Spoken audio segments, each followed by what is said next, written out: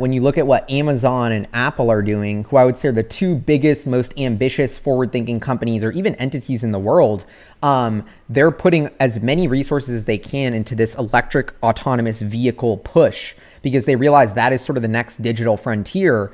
So I think it's, in many ways, it's become like, nobody's going to take Tesla seriously if nobody's joking and competing with them. But the second you start competing with them, you sort of acknowledge that they're serious. You acknowledge the potential of this.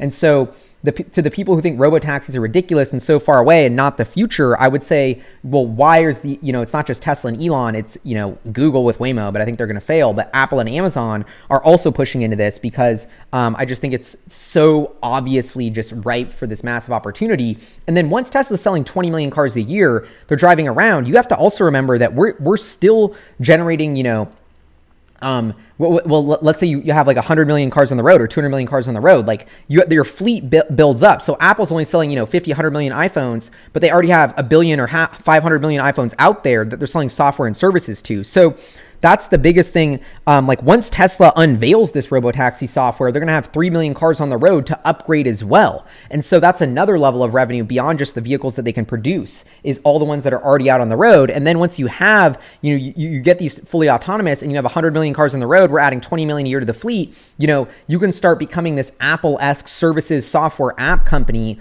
and this massive platform for who knows what kind of software and services that will get built. And so I don't know. I think and with 20 million on the balance sheet, with 3 billion in operating cash flow last quarter, to me, it's almost totally inevitable that all of this will happen. The autonomy piece is really the only piece that I'm personally a little bit skeptical about, just being a natural skeptic myself. It's like, okay, Elon thinks it's in the bag, but, and so do the financial markets, which is maybe why that's the time to be skeptical. But, just in terms of unit volume, it's pretty amazing that Tesla, right now, maybe 800,000 run rate is doing 11 billion in revenue. Soon, you can easily see a path to them getting 7 to 8 million, 10xing from here and doing 110 billion a quarter. It's just a matter of time.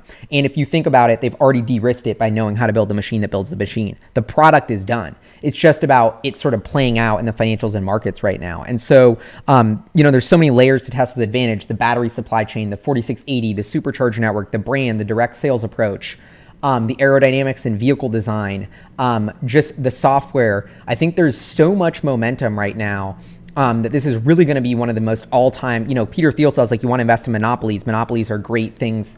All great businesses are monopolies. And I think, to me, Tesla is one of the greatest monopolies of all time emerging right now, if they can actually pull off this robotaxi and autonomous vehicle thing. I don't know. The math blows me away right now. Of 20 million cars times 75,000 75 grand a car, 1.5 trillion. Half that's profit, 750 billion, 20x on that. We're looking at a $15 trillion company, which would still be a 20x from now. And that doesn't include energy, what they're doing with the grid, what's happening with HVAC.